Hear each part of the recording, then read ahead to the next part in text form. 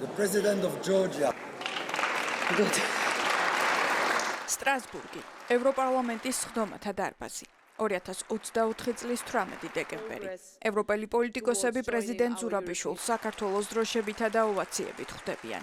რობერტა მეცოლა ქვეყნის მთავარ სარდალს ტრიბუნასთან იწვევს და ევროპარლამენტის სახელით ქართულ ხალხს მხარდაჭერას უცხადებს. Თქვენ ბოლოს როცა სტუმრობდით ევროპარლამენტს, განვიხილავდით თქვენი ქვეყნის პროგრესს ევროპულ ოჯახში გაწევრიანების გზაზე. დღეს ეს გზა საფრთხის წინაშეა. შექმნილ ვითარებაზე საპასუხოდ ეს პალატა გამოვიდა გადამწყვეტი მოქმედებებისკენ მოწოდებით და ჩვენ ვიმეორებთ ამ მოწოდებას ახლა. მე ვიცი, რომ საქართველოში ბევრი მუშაობს საკუთარი ქვეყნის მომავლის გამო. ასევე ვიცი, რომ ვსაუბრობ ამ პალატის სახელით, როდესაც ვეუბნები ყველა ქართველს, რომელიც იყურება ევროპისკენ მხარდაჭერისთვის, რომ ისინი მარტო არ არიან. ჩვენ ვხედავთ გვესმის თქვენი და თქვენთან ვართ. ევროპარლამენტი მტკიცედ დგას ქართველი ხალხის გვერდით ევროპისკენ თქვენს გზაზე და ჩვენი კარი ყოველთვის ღია იქნება. ევროპარლამენტის პრეზიდენტის სიტყვის შემდეგ საკანონმდებლო ორგანოს ტრიბუნას სალომე ზურაბიშვილი იკავებს. ახლა ქვეყნისთვის ისტორიულად გადამწყვეტ დროს სახელმწიფოს მეთაურს პარტნიორებისთვის სათქმელი ბევრი დაუგროვდა. ხალხი ქუჩაში დასავლური მომავლისთვის ბოლომდე იბრძვის. თუმცა პრეზიდენტის შეფასებით პარტნიორების რეაგირება არასაკმარისია და ქართულ საზოგადოებას ახლა მეგობრების გვერდში დგომა ყველაზე მეტად სჭირდება. ევროპას არ შეუძლია დაუშვას, რომ ამ ქვეყანამ, რომელმაც ახლახან მიიღო კანდიდატის სტატუსი, გათელოს ყველა დემოკრატიული წესი და ნორმა. ეს ეხება ევროპის სტრატეგიულ ინტერესებს. საქართველო არის, იყო და დარწმუნებული ვარ იქნება რეგიონში დასავლეთის და ევროპის დასაყრდენი, რომლის ხელში ჩაგდებასაც რუსეთი ცდილობს, რადგან რუსეთს ახსოვს საკუთარი იმპერიის დროინდელი გენერლები, რომლებიც ამბობდნენ, ვისაც თბილისი უჭირავს, ის ფლობს კავკასიას. მას შემდეგ, რაც რუსეთმა სირიაში წააგო, საქართველოში უნდა გაიმარჯვოს. მას შემდეგ, რაც რუსეთმა უკრაინაში ვერ დაიმკვიდრა თავი, საქართველოში უნდა გაიმარჯვოს. მას შემდეგ, რაც რუსეთმა მოლდოვაში განიცადა მარცხი, საქართველოში უნდა გაიმარჯვოს. მას შემდეგ, რაც დამარცხდა, იმედია ძალიან მალე ისევ დამარცხდება რუმინეთში, საქართველოში უნდა გაიმარჯვოს. ეს არის კითხვები თქვენთვის, რადგან ის, რასაც ახლა რუსეთი ტესტავს, არის ინტერვენციის გაცილებით ნაკლებად ძვირადღირებული ფორმა, მარიონეტების გამოყენება საერთო დემოკრატიული ინსტრუმენტის, არჩევნების გამოყენება და არჩევნების გზით, თავის მმართველობის დაწესება. თუ გულახდილები ვიქნებით, ევროპას დღემდე გამოწვევისთვის ბოლომდე არ უპასუხია. ევროპამ გამოწვევას ჯერჯერობით ნახევრად გასსაპასუხი. როცა ქართველები დღე-და-ღამე იბრძვიან, ევროპა ნელა იღვიძებს და ნელა რეაგირებს. ახალი არჩევნები კი არის გზა, რომლის საშუალებითაც ევროპას შეუძლია ჩვენი მხარდაჭერა. ჩვენ გვჭირდება, რომ ევროპამ მხარი დაუჭიროს ამ მოწოდებას, როგორც ერთადერთ მშვიდობიან გზას. ახალი არჩევნები ქართველი ხალხის უპირობო მოთხოვნა. საზოგადოების, რომელიც უწყვეტად დგას ქვეყნის სამსახურში და 21 დღეა მხოლოდ ერთი პროფესია აქვს: სამშობლოს მცველი. პრეზიდენტმა დღეს ევროპელ პოლიტიკოსებს განუმარტა, რომ ქართული ოცნება ცდილობს წარმოაჩინოს თითქოს საზოგადოებაში აზრთა სხვადასხვაობა. რეალობა კი მხოლოდ ერთია.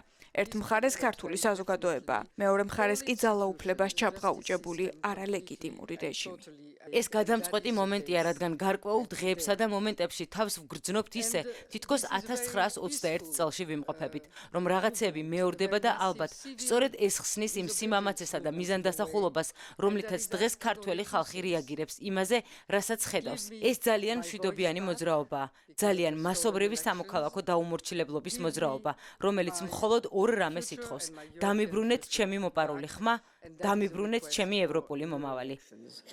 It is not საქართველოს ორი მხარე არ არსებობს.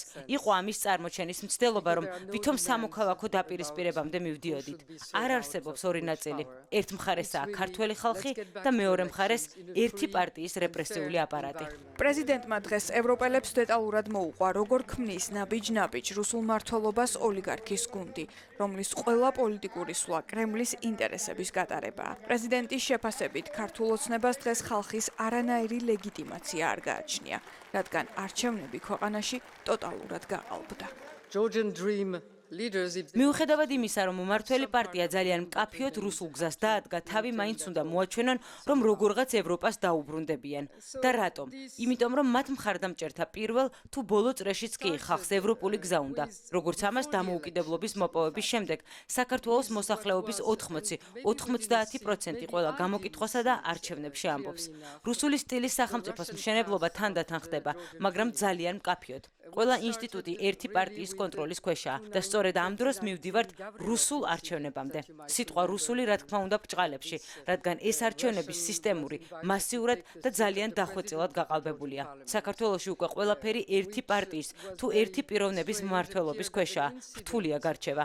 რაც ამ კონტროლის მიღმა რჩება, ეს არის ოპოზიციური მედია. 3-დან 2 ძალიან მძიმე ფინანსურ კრიზისშია, რაც ალბათ ასევე პროვოცირებულია. ამის დამტკიცება ამ ეტაპზე რთულია, მაგრამ ძალიან უცნაურია. ქვეყნისთვის ისტორიულად გადამწყვეტ მომენტში სალომე ზურაბიშვილის სტრასბურგში მიწვევა და ევროპარლამენტის ტრიბუნის დათმობა პროდასავლური ოპოზიციის შეფასებით ყველაზე დროული და საჭიროა, რადგან სალომე ზურაბიშვილი დღეს ქართველი ხალხის პოზიციების გამხმოვანებელი ერთადერთი ლეგიტიმური ოფიციალური პირია. ის რომ მოუწოდა ევროკავშირს უფრო ცხადი გახდეს და სანქციებზე რაზეც არის საუბარი მალე მოხდეს. მეორე ეს იყო რომ ღიად აღნიშნა რომ რუსული რეჟიმი არის საქართველოში დამყარებული უკვე და რუსულ რეჟიმს ჭირდება აქტიური მოქმედება, ჭირდება დასავლეთს გადასვლა რომ რუსული რეჟიმი დამარცხდეს. ის რომ დღეს მათ წარმომადგენლად მიაჩნიათ სწორედ სალომე ზურაბიშვილი და არა ის არალეგიტიმური ჯგუფი, რომელმაც მიიტაცა ქვეყანაში ძალაუფლება, დარწმუნებული ვარ, რომ აი ეს დღევანდელი დღე შეიტანს გარდამტეხ ცვლილებებს ევროპულ პოლიტიკაში. დარწმუნებული ვარ, რომ მისი ხმა გაგებული იქნება წევრი ქვეყნების დედაქალაქებში. რა თქმა უნდა, შეშფოთებების დრო აღარ არის. საქართველოს მოქალაქეები, რომლებიც 21 დღეა ყოველ ღამე დგანან და აპროტესტებენ და იცავენ ევროპულ ფასეულობებს, მათ რეალური მხარდაჭერა ჭირდება. ლეგიტიმური ინსტიტუტის მიწვევა საქართველოს უკაცრავად ევროკავშირის უმაღლეს წარმომადგენლობით ორგანოში ნიშნავს იმას, რომ ქართველი ხალხის და საქართველოს პრეზიდენტის და ყველა იმ ადამიანის, ვინც პროტესტზეა გამოსული, ნებას, მოთხოვნას, დამოკიდებულებას და რწმენას იზიარებს ევროპის კავშირი. პრეზიდენტს სიტყვით გამოსვლა ოვაციებით დღეს არაერთხელ შეაწყვეტინეს. სიტყვის დასასრულს კი ქვეყნის მთავარ სარდალს ევროპარლამენტარები ფეხზე წამოუდგნენ და დარბაზიდან ისევ ოვაციებით გააცილეს.